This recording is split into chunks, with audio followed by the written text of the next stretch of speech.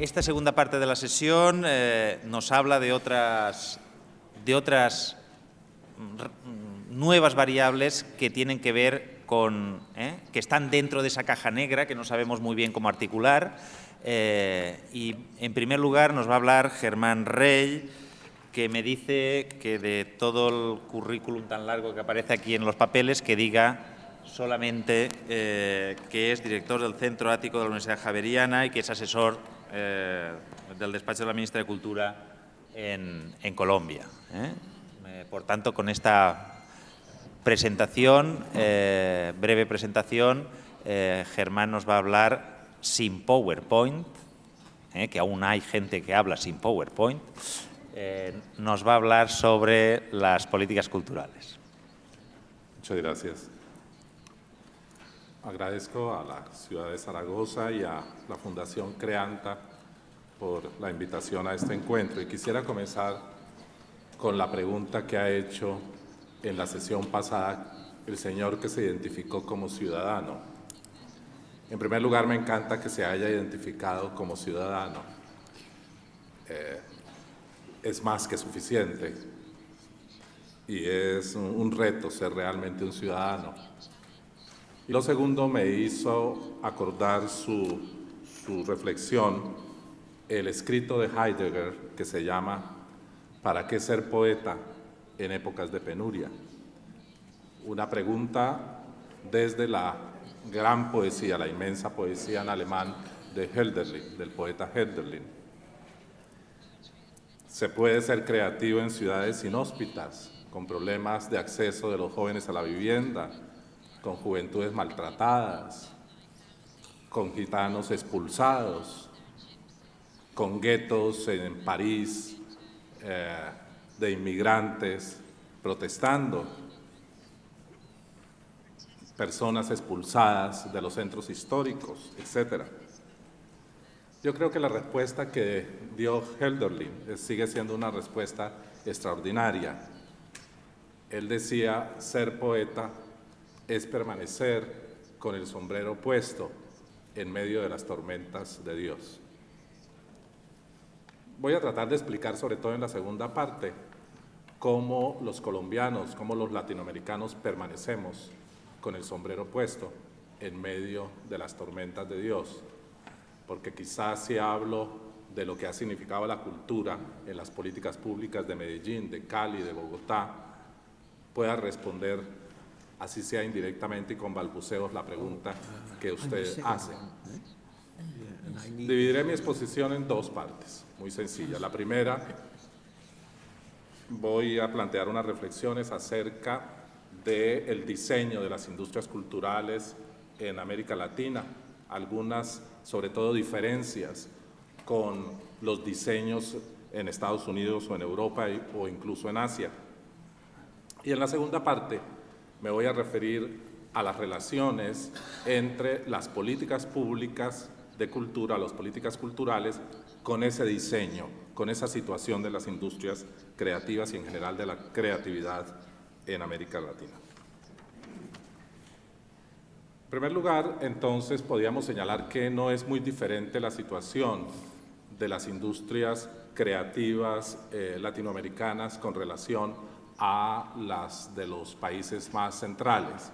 Tuve la ocasión de participar en un informe de la UNESCO que se llama Trends in Audiovisual Markets, que es un estudio comparativo entre Asia, África y América Latina en torno a las industrias del cine, la televisión, la música, internet, etc. Y poder encontrar en ese estudio una serie de elementos transversales a las regiones del sur frente a las del norte, pero la infraestructura, los modelos de rentabilidad, los procesos de exportaciones y de importaciones, las cadenas productivas son muy similares en lo que es una industria editorial en Argentina a lo que es una industria editorial en Inglaterra o en España.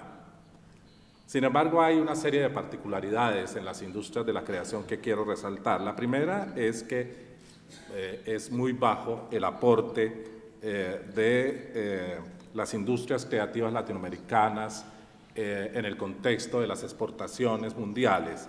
Es solamente el 3%. En la medición que hizo la UNESCO en el año 2000, esto era muy claro. Entonces es muy bajo el aporte.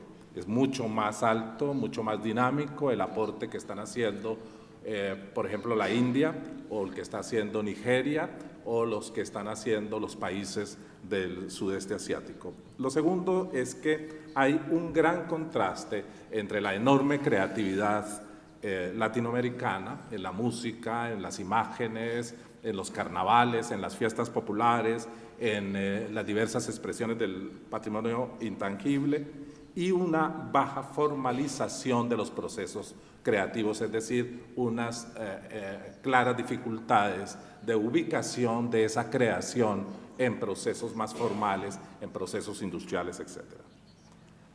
Lo tercero es que los países en América Latina están configurados más como importadores, consumidores de bienes culturales producidos sobre todo en los Estados Unidos.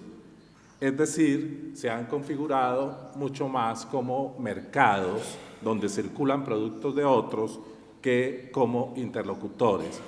Incluso hay enormes dificultades dentro del propio mercado interno latinoamericano para que puedan circular autores literarios, músicos o creadores audiovisuales.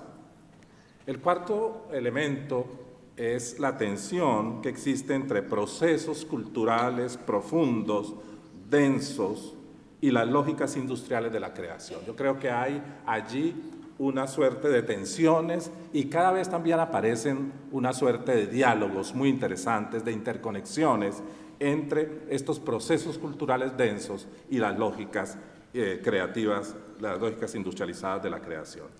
Me refiero a procesos densos como los mestizajes, las luchas identitarias, la multiplicación de formas expresivas locales, las identificaciones regionales, la riqueza iconográfica, por mencionar solamente alguno, y las lógicas industriales fundamentadas en la masividad, la serialidad, las relaciones con las tecnologías, las vinculaciones entre la producción local y las culturas más globales.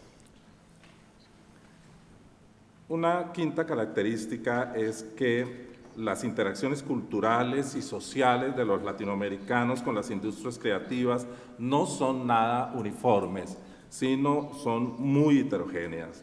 Y son heterogéneas no solo por la estructuración social de los países, la diferencia de la estructuración social en los países, sino también por las diversas temporalidades, los diversos tiempos, memorias y las diversas interrelaciones. Por ejemplo, en América Latina es muy fuerte y muy productiva y muy creativa, yo creo, la interrelación entre la oralidad, lo ilustrado, lo audiovisual, lo digital, etc. Algún autor latinoamericano ha señalado que los latinoamericanos, la gran mayoría de los latinoamericanos han pasado directamente de la oralidad a lo audiovisual sin necesariamente pasar por el proyecto ilustrado, y eso obviamente significa dinamismos culturales muy interesantes y muy sugerentes.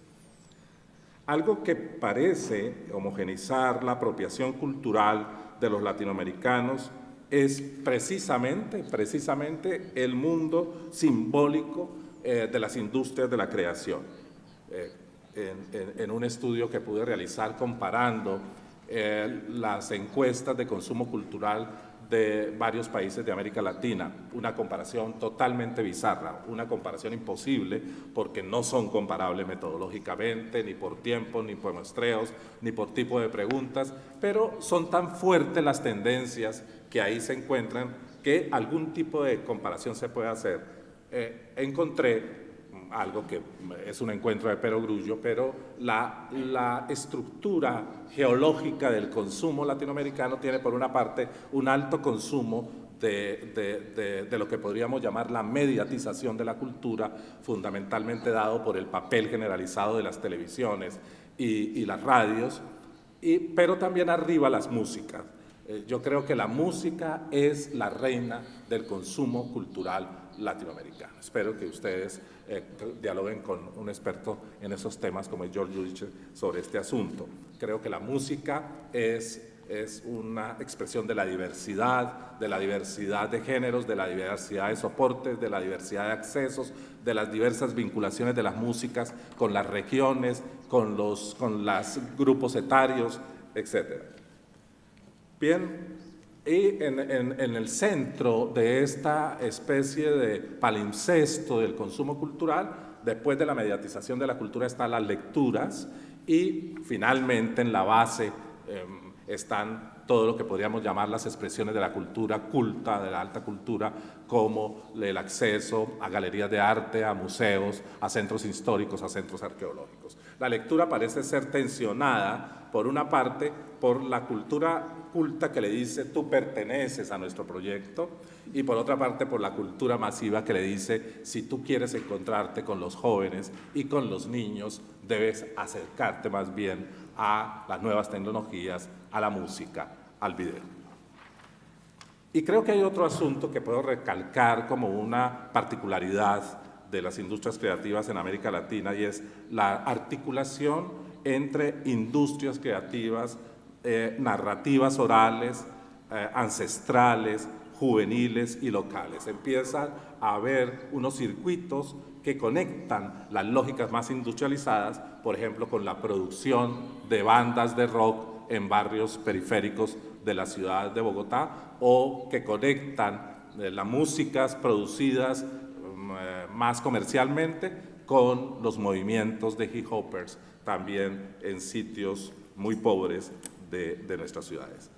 Hay que señalar, por otra parte, que existen asimetrías de las industrias creativas no solamente entre los países de América Latina, sino al interior de los países. Esto quiere decir que industria editorial la hay en Argentina, en México, en Brasil, en Colombia y en Chile.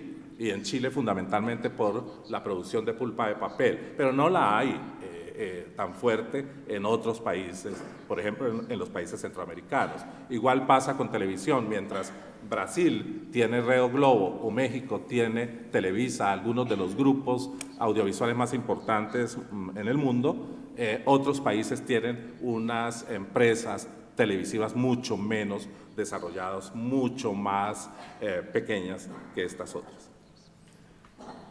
Bien, la segunda parte de este primer punto, si se me preguntara algunos de los temas centrales en los procesos de las industrias creativas en América Latina, ¿cuáles serían? Yo señalaría estos. Primero, y solamente señalo algunos, con relación a la creación, cada vez hay un impacto más fuerte de las demandas industrializadas sobre los procesos creativos locales.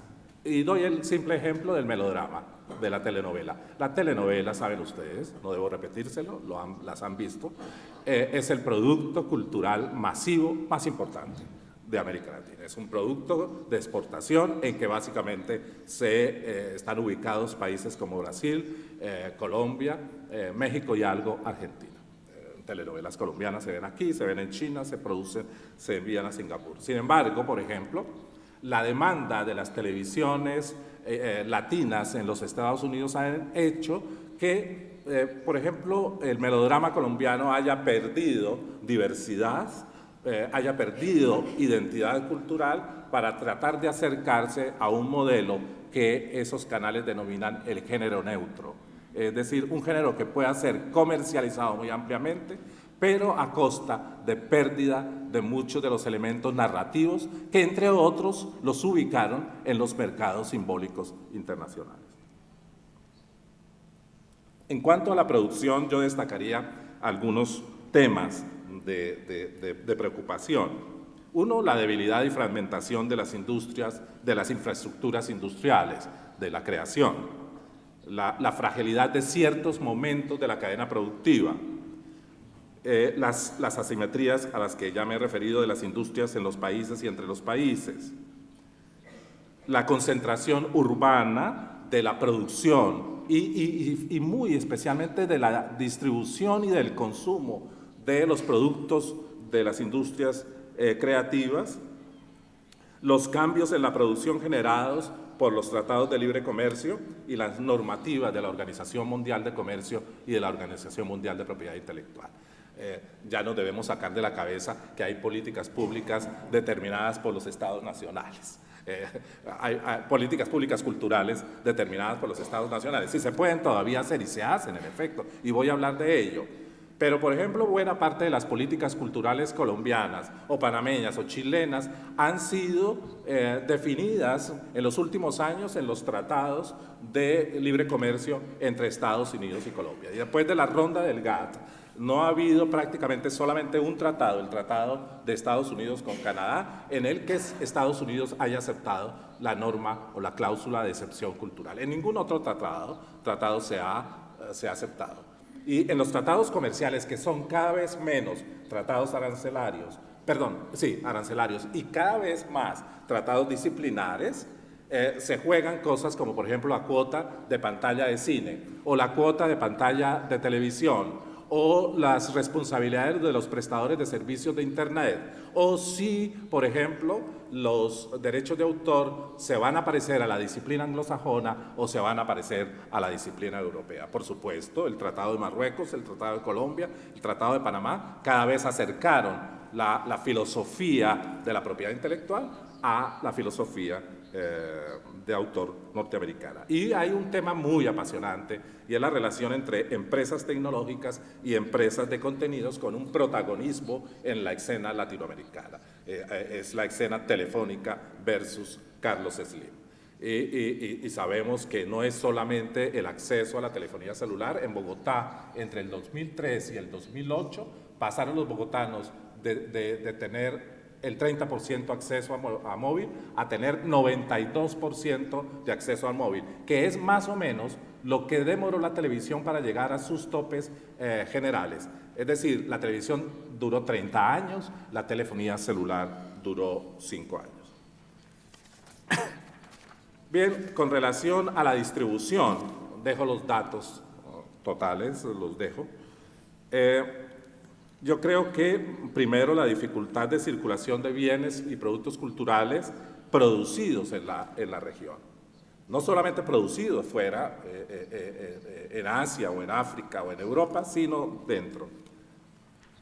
La importante circulación, especialmente de los Estados Unidos, pero deberíamos pensar las próximas relaciones China-América Latina en términos de productos culturales. El periódico El País hace 3 días mostraba cómo en 5 años había habido muchísima más inversión china que en toda la historia de las relaciones América Latina con China, y que hoy, a la altura de hoy en día, se está produciendo una inversión de 72.000 millones de euros de los chinos. Y el director de la CEPAL en Chile se hacía esta pregunta, o hacía esta reflexión. Nosotros estamos entrando a negociar con los chinos en el siglo XXI con ciertas categorías que dominaron el intercambio y la negociación en el siglo XIX. Es decir, el tema, por ejemplo, del acceso a materias primas es un tema de hondo debate en esas relaciones, como es el acceso a la propiedad de tierras, como es el acceso a propiedad de tierras que tienen riquezas de aguas, de especies nativas, etc. Ese es un tema importante. Saben todos lo saben en esta sala, que China ya es ocupa el tercer puesto en la producción mundial de bienes culturales, después de Estados Unidos y el Reino Unido, y que particularmente lo es por sus inversiones en videojuego, que ha superado las rentabilidades de la industria audiovisual. Bien, pero hay unos interesantísimos circuitos de distribución de productos culturales populares, a los que también le dejo este tema, a quien lo conoce muy bien, a George, lo que significa, por ejemplo, el circuito de los cómicos ambulantes, el circuito del vallenato, el circuito de la salsa, el circuito del huayno.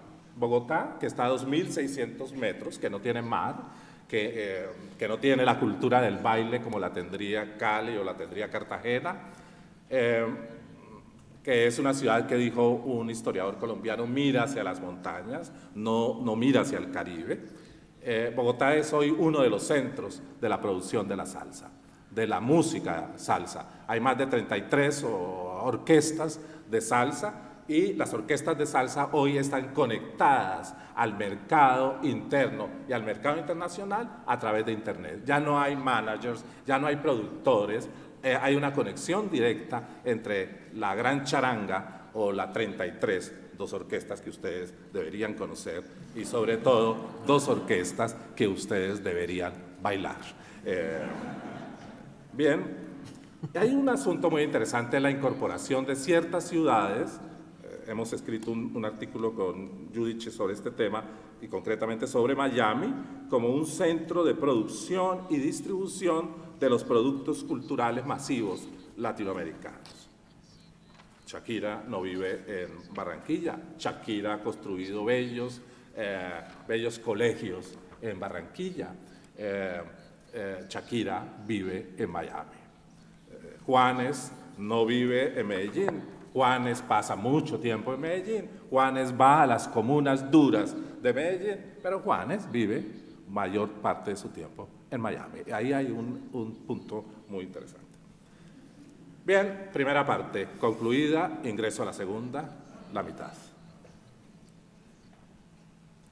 Y las políticas culturales. Hace 20 días yo estaba en Montevideo y estaba con Néstor García Canclini. Y le recordé a Néstor que estaba en la sala, le dije, un poco a lo bruto, le dije: Néstor, tú escribiste en 1987 un libro que se llama Diccionario Herético de los Estudios Culturales. Néstor García hacía un movimiento leve de la cabeza, como soportando a ese señor que lo citaba. Pero después fui peor, porque le dije: en ese libro de 1987, tú definías las políticas culturales como orientaciones. Es la primera palabra que usas. Después también Toby Miller y George Judich hicieron también definiciones sobre ello, o Ana María Ochoa, hoy profesora en Columbia también, etc. O Teixeira Coelho en Sao Paulo también.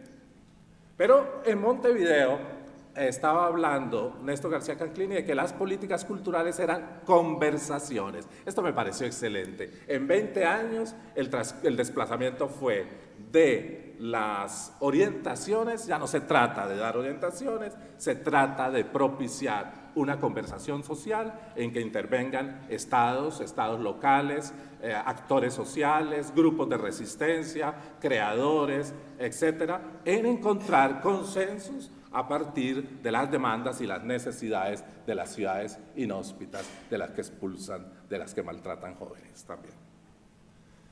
Bien,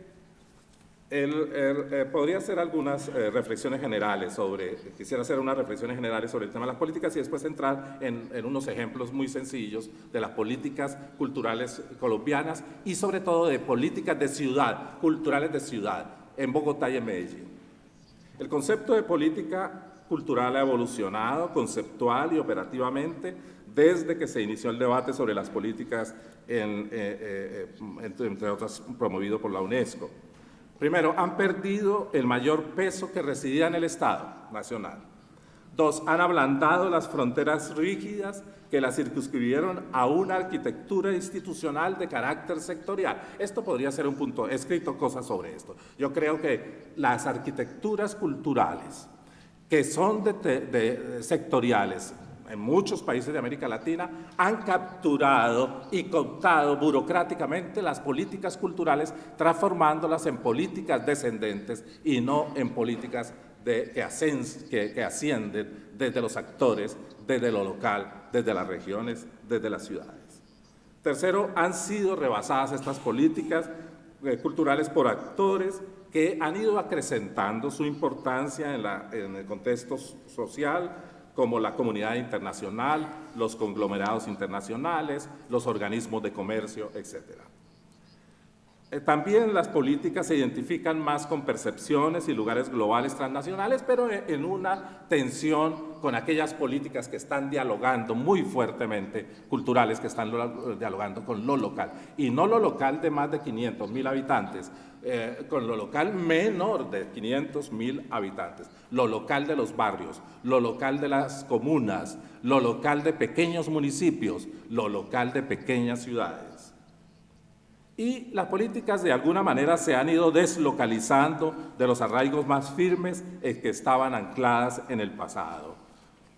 Muy bien, si esto es así, yo quisiera leerles una definición que todavía no es canónica, no está publicada. Yo soy una especie de ladrón nocturno que la tomé porque soy asesor del Plan Decenal de Cultura de Medellín 2010-2020, pero en ese plan que estamos construyendo se dice: la política cultural puede entenderse como orientaciones para la acción. Todavía son orientaciones, no son conversaciones, que se originan en la movilización de todos los actores de la sociedad. Su realización compromete a todos, al Estado, a las instituciones civiles, a los grupos sociales y comunitarios, a la empresa privada y al ciudadano, a partir de un consenso establecido sobre el orden que se debe obtener y el desarrollo de aspectos que se quieren transformar o continuar, a partir de la satisfacción de ciertas necesidades necesidades y demandas, y la promoción del desarrollo de las pertenencias simbólicas. Esa es, digamos, la definición que preside en este momento el esfuerzo que está haciendo Medellín de elaborar un plan decenal de cultura. Bien, dos punticos. Algunos ejemplos de políticas culturales nacionales que tienen que ver con el tema de las industrias creativas. Yo creo que en Colombia hay unas denominadas políticas de los sentidos, de los significados, de las imágenes, que yo resumiría, por si después tienen algún interés en que especifique. La política de lectura y bibliotecas. Tenemos la red de bibliotecas de Medellín y Bogotá, que no son simplemente sitios para ir a leer, sitios para irse a encontrar, para saber del barrio, para trabajar con los vecinos, para articular la lectura con los proyectos de desarrollo de comunidades muy pobres, estas muy vapuleadas, en efecto. La política de comunicación y cultura es una política que liga la comunicación con los procesos culturales y que, por ejemplo, hace énfasis en qué sucede con las 500 emisoras comunitarias que existen en Colombia, las 500 pequeñas emisoras locales que están distribuidas por todo el paisaje del país. ¿Cómo es posible que esas radios puedan sobrevivir en medio de sus conflictos con las propias radios comerciales? La política de industrias creativas, que le da mucha fuerza sobre todo a las pequeñas y medianas empresas culturales, pero también a la capacitación, a la generación de mercados, a las políticas de innovación en las empresas. Una nueva política de cultura digital, que no es una política de conexión, es una política de contenidos, es una política de promoción de la creación digital. La política de cine, yo diría que la política de cine colombiana ha sido exitosa. Antes de esta política, Colombia producía 4 películas al año. Después de esta política, Colombia produce al año 15, casi 17 películas. Y esto significa que ha habido una ley de cine, que hay una política de cine, que hay un fondo financiero para apoyo al cine, que hay procesos de generación de públicos, que hay procesos de concursos públicos para el tema de guionistas de cortometrajes, de producción de largometrajes, etc. Y un plan nacional de músicas que tiene en que la Fundación Creanta ha sido un actor supremamente importante, que trabaja en escuelas de música, particularmente en sectores populares de la ciudad. Pero si ustedes me dijeran, y el ciudadano me dijera ahora, ¿qué hacer? ¿Cómo es ponerse el sombrero en épocas de penurias? ¿Cómo es ponerse el sombrero en medio de las tormentas? Yo diría que el ejemplo ha sido responder a esta pregunta. ¿Es posible? Y responderla de esta manera. ¿Es posible? Muy simple. Esta pregunta me la hizo Carlos Monsiváis alguna vez. Carlos Monsiváis me dijo: Germán, ¿qué es lo que diferencia a Bogotá de otras ciudades? Entonces yo le dije a Carlos el escéptico: Carlos el irónico, Carlos el amable. Le dije, Carlos, ¿tú conoces alguna ciudad grande que haya ido de peor a mejor? Me dice, no conozco ninguna. Le dije, ¿es Bogotá o es Medellín?